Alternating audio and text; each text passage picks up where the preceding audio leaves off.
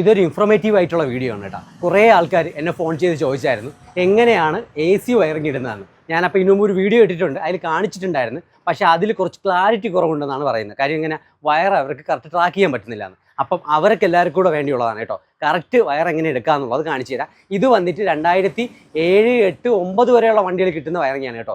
അതിനുശേഷം ചില മാറ്റങ്ങളുണ്ട്.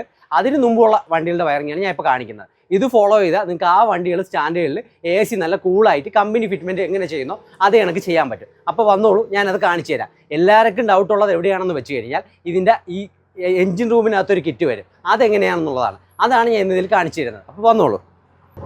ഇത് കണ്ടോ, ഇതിൻ്റെ മെയിൻ ഫ്യൂസ് കാരിയറാണ്. ഈ മെയിൻ ഫ്യൂസ് കാരിയറിൻ്റെ അവിടെ ഇതേ കണക്ക് 1, 2, 3, 4 ഒരു 5 വയറിൻ്റെ ഒരു കപ്ലർ വന്ന് കിടക്കാം. ആ കപ്ലർ ഓൾറെഡി കട്ട് ചെയ്തിട്ടുണ്ട്.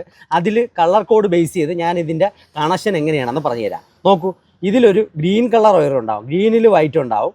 അതേ കണക്ക് നോക്കൂ, ഒരു ഗ്രീനിൽ വൈറ്റും അതേ കണക്ക് ഒരു ബ്ലൂവിൽ റെഡും ഉള്ള ലൈനുണ്ട്. ഇത് രണ്ടും നമ്മളെടുത്ത് കൊടുക്കേണ്ടത് AC-യുടെ പ്രഷർ സ്വിച്ചിലോട്ടാണ് കൊടുക്കേണ്ടത്. അതുകൊണ്ട് ഈ സ്വിച്ചിലോട്ടാണ് കൊടുക്കേണ്ടത്. അപ്പോൾ 2 വയറിൻ്റെ കണക്ഷൻ ആയിക്കഴിഞ്ഞു. ഇനി നമുക്കിതിലുള്ളത് 1, 2, 3 കണക്ഷനൂടെ ഉണ്ട്. ആ 3 കണക്ഷൻ ഏതിട്ടുള്ളതെന്ന് ഞാൻ പറഞ്ഞുതരാം കേട്ടോ.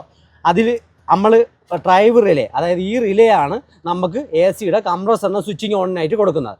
അതിലോട്ടുള്ള സപ്ലൈയാണ് ആ കിടക്കുന്നത്. അതിലോട്ടുള്ള സപ്ലൈയുടെ പ്ലസ് ആണ് ഈ ഗ്രീൻ കളർ വയർ, അത് പ്യുവർ പ്ലസ് ആണ്. അതുകൂടാതെ ഒരു ബ്ലൂവിൽ വൈറ്റ് വരുന്നുണ്ട്. ആ വൈറ്റ് വരുന്നത് ഇതിൻ്റെ ബ്ലൂവിൽ ഇതാ നോക്കൂ, ഇതിൽ കണ്ട ബ്ലൂവിൽ ഒരു യെല്ലോ കളർ ലൈനാണ് വരുന്നത്. ഈ ബ്ലൂവിൽ യെല്ലോ വരുന്നത് അതാണ്ട് ഈ ഫ്യൂസ് കാരിയർ ഉണ്ടോ, മുകളിലോട്ട് നോക്കിക്കാട്ടെ. ഈ ഫ്യൂസ് കാരിയർ ഉണ്ടോ, ഈ ഫ്യൂസ് കാരിയറിൻ്റെ ഈ ഫ്യൂസിൽ നിന്ന് ഇതിനകത്തുനിന്ന് വരുന്ന ലൈനാണ്, അതായത് ഒരു പ്ലസ് ലൈൻ. ഇത് എന്തിനാന്ന് വെച്ച് കഴിഞ്ഞാൽ കംപ്രസറിൻ്റെ ഡ്രൈവിലോട്ട് റിലേയിൽ കൊടുക്കാനുള്ളതാണ്. അപ്പം ആ ലൈനാണ് ഈ വന്ന് കിടക്കുന്നത്. ഓക്കെ, അത് കൂടാതെ ഇനിയൊരു കണക്ഷൻ വരുന്നുണ്ട്. അതാ നോക്കൂ, അത് ഏത് കളറെന്ന് വെച്ച് കഴിഞ്ഞാൽ അത് കളർ കറക്റ്റ് ട്രാക്ക് ചെയ്യാൻ ഇതിൽ കിട്ടുന്നില്ല.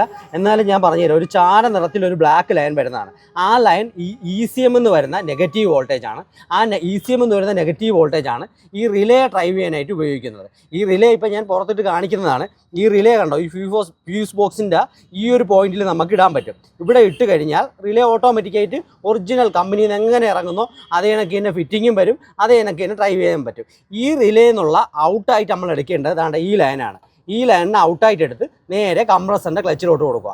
അപ്പോഴത്തേക്ക് AC-യുടെ വയറിംഗ് കിറ്റ് ഫുള്ളായി AC നല്ല പക്ക വർക്ക് ചെയ്യും. ഇത് കമ്പനിയിൽ നിന്ന് ഇറങ്ങുന്ന സെയിം ഫിറ്റ്മെൻറ്റ് നിങ്ങൾക്ക് ഫോളോ അപ്പ് ചെയ്ത് ചെയ്യാനും പറ്റും.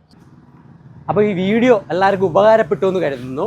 ഒത്തിരി വർക്ക്ഷോപ്പിൽ നല്ല തിരക്കായിരുന്നു, അത് കാരണം ഡെയിലി ചെയ്യാൻ പറ്റിയില്ല. നമ്മളവിടെ വണ്ടി ഇല്ലായിരുന്നു. അപ്പോൾ നമ്മുടെ ഒരു സുഹൃത്തിൻ്റെ വർക്ക്ഷോപ്പിൽ ഉണ്ടായിരുന്നു. അങ്ങനെ അവിടെ വന്ന് ഇവിടെ ഒരു AC ഫിറ്റ് ചെയ്യാൻ വന്നതാണ്.